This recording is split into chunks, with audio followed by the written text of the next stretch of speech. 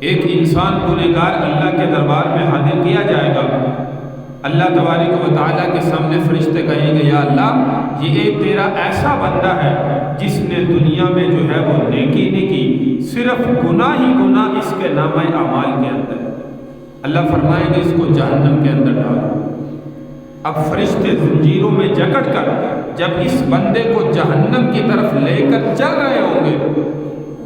تو یاد رکھیے کہ اس وقت بندہ بار بار پیچھے مڑ کے دیکھے گا۔ یہ گنہگار بندہ جس کو جہنم میں لے جایا جا رہا ہے، فرشتے زنجیروں میں جکڑ کر لے کر چل رہے ہیں، یہ بندہ بار بار پیچھے مڑ کے دیکھے گا۔ فرشتے کہیں گے یا اللہ یہ تیرا عجیب بندہ ہے، آپ نے جہنم کا حکم دیا، ہم جہنم میں لے کر چل رہے ہیں اور یہ بندہ پیچھے مڑ کے پتہ نہیں کیا دیکھتا ہے، ہمیں سمجھ نہیں آئی۔ اللہ فرمائیں گے اس کو میرے پاس حاضر کیا جائے، اس انسان کو اللہ کے سامنے پیش کیا جائے گا۔ اللہ فرمائے گا میرے بندے تو بار بار پیچھے مڑ کے کیا دیکھتا ہے؟ اب یہ جہنم میں جانے والا بندہ کہے گا یا اللہ دنیا میں نے علماء سے سنا تھا، دنیا میں تیرے نیک بندوں سے سنا تھا کہ دنیا میں انسان جتنا بھی گناہ کر لے، پوری زندگی گناہوں میں گزار دے، لیکن آسمان سے لے کے زمین تک اس کے گناہ اس خلا کو بھر دے، تیری رحمت اس سے بھی زیادہ وسیع ہے۔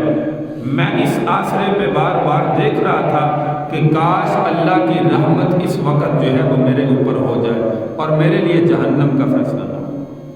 اللہ فرمائیں گے تجھے اس وقت بھی میری رحمت کی امید ہے؟ یا اللہ مجھے رحمت کی امید تھی، اسی لیے بار بار مڑ کر پیچھے دیکھ رہا تھا۔ اللہ فرمائے گا میرے اس بندے کو جہنم کے بجائے جنت الفردوس میں داخل کر دیا، جنت کا فیصلہ کر دیا گیا۔ اور ایک بندے کو اللہ فرمائیں گے اس بندے نے دنیا میں میری نافرمانی کی، ساری زندگی گناہوں میں گزار دی، حتیٰ کہ بڑھاپے میں بھی اس کو شرم نہ آئی، بڑھاپے کے اندر بھی یہ گناہ کی زندگی میں لگا رہا، جاؤ اس کو جہنم میں ڈال دو۔ اب فرشتے جب اس کو لے کر چلنے لگیں گے تو یاد رکھیے کہ یہ بندہ فرشتوں سے بھی زیادہ آگے ہوگا، جہنم میں جانے کی جلدی کرے گا۔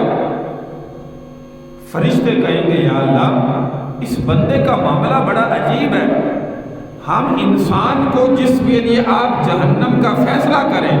اس کو زنجیروں میں جکڑ کر جہنم میں ڈالتے ہیں، لیکن یہ بندہ ہم سے بھی آگے بڑھ کر جہنم کی طرف جا رہا ہے۔ اللہ فرمائے گا اس بندے کو میرے سامنے پیش کیا جائے، یہ بندہ آئے گا، اللہ تعالیٰ فرمائیں گے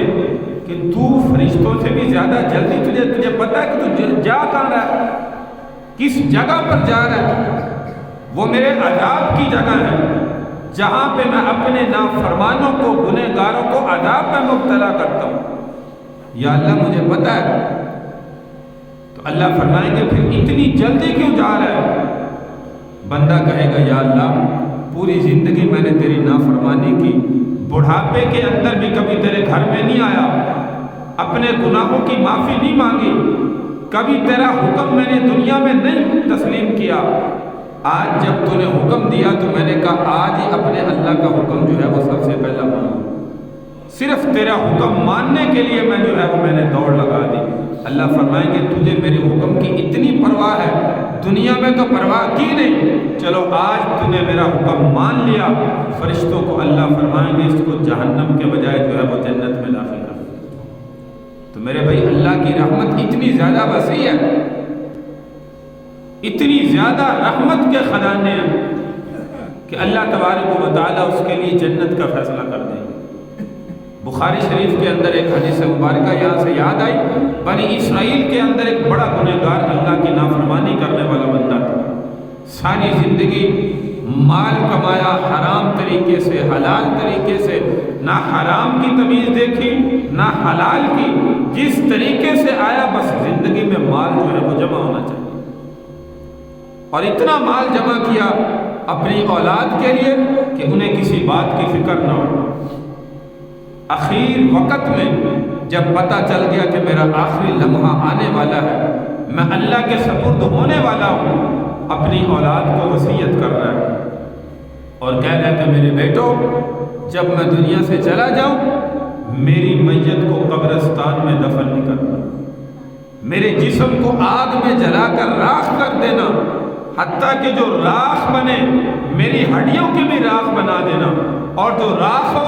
وہ کچھ دریا کے حوالے کر دینا، کچھ ہوا کے حوالے کر دینا، تاکہ میرا نام و نشان جو ہے وہ ختم ہو جائے۔ بیٹوں نے وصیت پر عمل کیا، جب باپ فوت ہو گیا جسم کو آگ لگا دی اور راکھ کچھ ہوا کے حوالے کچھ دریا کے حوالے۔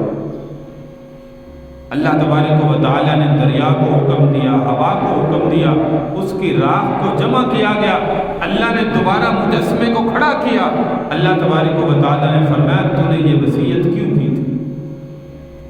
بخاری شریف کے اندر حدیث مبارکہ ہے، پیارے پیغمبر صلی اللہ علیہ وسلم صحابہ کو بتلا رہے ہیں، فرمایا اس بندے کو اللہ نے کھڑا کیا، یا اللہ یہ وصیت میں نے اس ڈر سے کی تھی کہ دنیا میں کوئی تیری فرما برداری کا کام تو کیا نہیں، ساری زندگی نافرمانی میں گزار دی اور اتنا مال جمع کرتا رہا اپنی اولاد کے لیے، وہ میں نے نہ حرام طریقہ دیکھا، نہ حلال طریقہ دیکھا، نہ شریعت کو دیکھا، تو اس لیے تیرے ڈر کی وجہ سے میں نے ایسا کیا کہ اللہ مجھے کھڑا ہی نہ کرے، اللہ کے سامنے پیش ہی نہ ہو، میرا نام و نشان ختم ہو جائے۔ تو اللہ فرمائے گا کیا تیرے دل میں میری ذات کا ڈر تھا؟ یہ بندہ کہنے لگا یا اللہ جی آپ کے ڈر کی وجہ سے میں نے ایسا کیا۔ تو اللہ فرمائے گا جب میرے ڈر کی وجہ سے کیا، اس بندے کے لیے جو ہے وہ جنت کا فیصلہ کر دیا۔ تو میرے بھائی اللہ کی رحمت کے خزانے تو اتنے زیادہ وسیع ہیں، اس لیے دنیا کے اندر جتنی بھی عمر ہو چکی ہے، چاہے جوانی کی عمر ہے، بڑھاپے کی عمر ہے، میں نے پہلے کہا دنیا کے دروازے پر جائیں 10 مرتبہ بھی بندہ جائے تو وہ بندہ چودھری، بڑا وڈیرا، وزیر اعظم، صدر، کسی کے دروازے پر بھی کوئی محتاج بندہ جائے،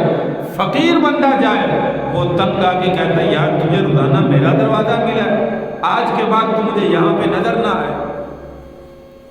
لیکن یہ دروازہ میرے بھائی ایسا دروازہ ہے،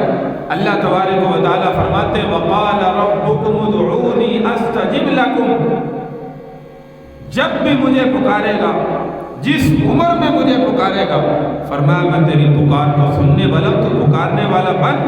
میں احکم الحاکمین جو ہے وہ تیری جو ہے فوراً بخشش کا فیصلہ کروں۔ رحمت حق بہانہ می جویت، فارسی کے اندر کہتے ہیں اللہ کی رحمت بہانے ڈھونڈتی ہے، کسی نہ کسی بہانے سے اللہ جو ہے وہ انسان کی بخشش